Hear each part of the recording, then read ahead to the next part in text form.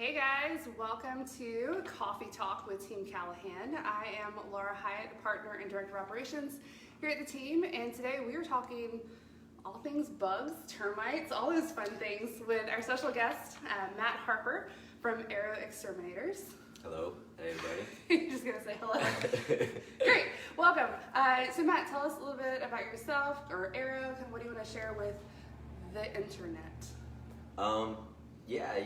So Arrow, we've been around for about 50 years. 50? Yep, serving Georgia. We're actually originally from Georgia, so okay. it's local. I kind of accidentally found the job when I got here. I've always done sales and marketing. Yeah. Didn't know I was going to end up killing bugs, but I like it. I've always liked biology. But we do residential pests, commercial pests, and we protect houses from termites. Awesome. Well, speaking of termites, way to segue me there. So we know in the Savannah area, kind of South Georgia, termites are a thing. Mm-hmm. So talk to me, Matt, like, how do I know if my house has termites? How do I know? Is there a way to know? I guess maybe it's the better question. Well, there's little signs that you'll see. Okay. Termites are so small and they can be hidden so that they can be hard to see. But sure. One thing that you can find, if you see a pile of wings sitting on your windowsill, okay. That's one big indicator that you've got termites. Okay. Another one could be caked up wood or not wood but dirt in the wood crease.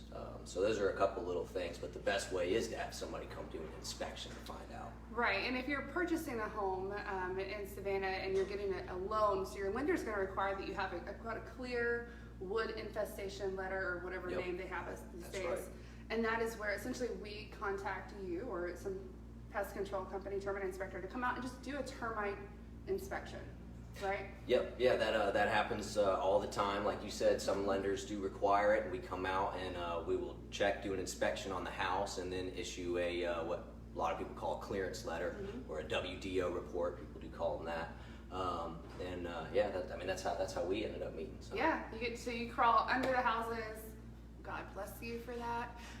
You crawl under the houses. You're checking exterior. You're going inside. You're kind of doing a thorough inspection. Are there any visible signs?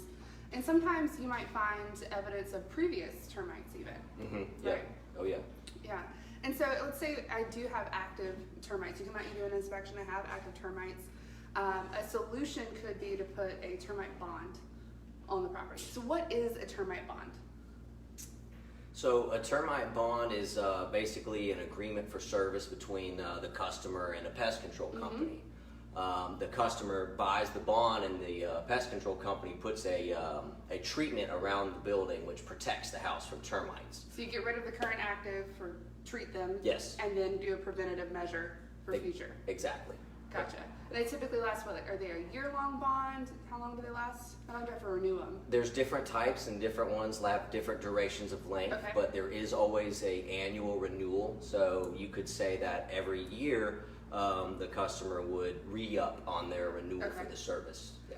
Gotcha. And so we've heard a lot of talk. There's the retreat repair or retreat only.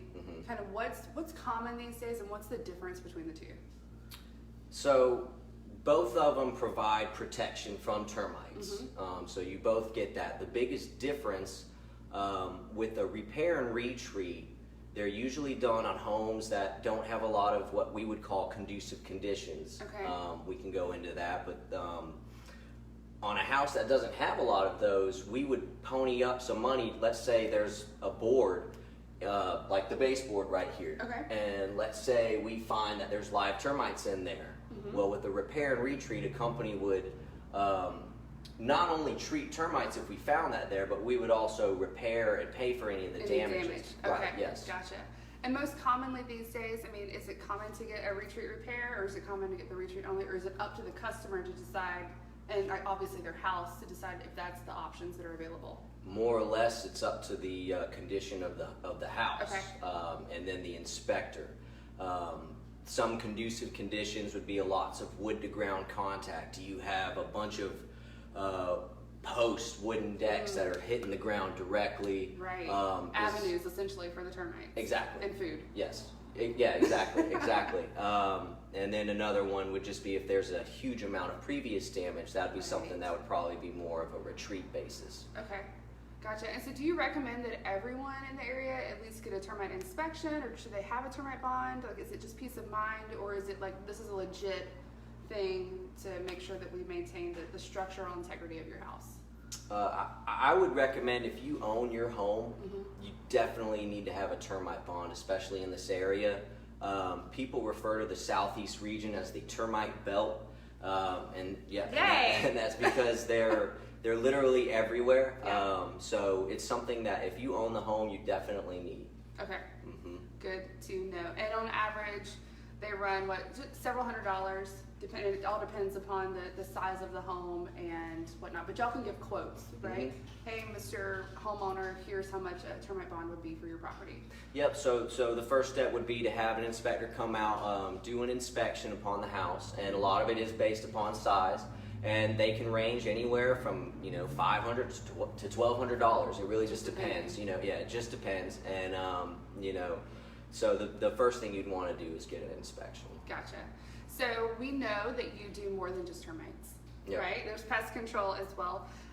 So when we talk about bugs, what's kind of generally under that pest control umbrella? Just anything that's going to creep, crawl, fly in my house? Oh yeah. Or around the yard? Oh yeah. So with your pest control, we're covering things like your American cockroaches or palmetto bugs, as people call are them. those the same things? Mm-hmm. Okay. So the palmetto bugs, Americans are the big ones, and the German are the little ones? Yep. I don't like any of them. So there's that. Yep, nope. So we would cover all those with the pest control, ants in your house and things like that, spiders.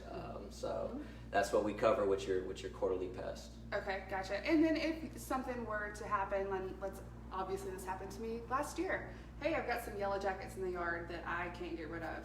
I can call you and have like a one-time treatment on certain things if there's like a random nuisance or item or whatever. Yeah, exactly. If you see something and you need a one-time treatment, just give you can call Arrow Exterminators, call us, and we'll come out and do a one-time, or we'll help you get rid of the bugs. And you also do other four-legged things like rodents. Oh yeah, we get rid of rodents too. Yay! All the things that I don't like in my house. So.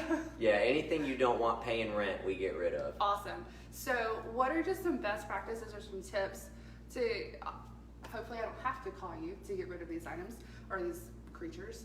How can I keep the bugs and rodents outside my house, not in? Is there anything that I can do as a homeowner or a renter just to, everybody has their own space?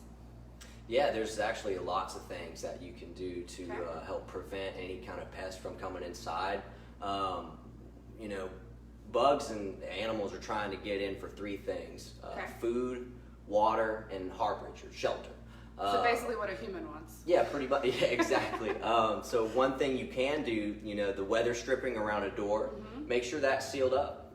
That's one easy way a bug can get in. A couple dollars, Home Depot trip, you're done. Exactly. Another thing is, if you wash your dishes in your sink, make sure the sink's dried up when you're done, and there's no food particles in it. Yep. Because they're coming in for that food. Or you get the fruit flies. Yeah. Oh yeah. Okay. Weather stripping, food out of the sink. Anything else? Any other just general tip you got? Yeah. With your landscaping around in your house, make sure the bushes and your trees are trimmed and not touching the structure of your house. That's basically a highway for pests or rodents to climb. Squirrels. Yep, squirrels. I'm sure you've all heard the squirrels running laps on your. They sound a lot bigger than they are when they run across your roof. Okay, keep all that kind of away. Anything else that we can do? Just kind of generally. That's a good start. Yep. Okay, so weather stripping, no food left in the sink, and make sure there's no shrubbery or trees touching the house. Yeah. And that way, it's a nice little barrier, if you will. Exactly. Awesome. Well, cool. Is there anything else you'd like to share with our lovely people on the internet about what you do, or termites, or pest control, any of that? I enjoyed this time. Thank you for having me on. For coming. And I would just say, if you have any bug issues, give us a call at Arrow Exterminators. We're out in Bloomingdale, located on Highway 80. You can ask for me. My name is Matt, and I'd be happy to come by and take a look. Awesome. Well, thanks for joining us. for this. And just a reminder, Coffee Talk is every Thursday at 10 a.m. right here on Facebook Live. So we will see you next week. All right, bye guys. See ya.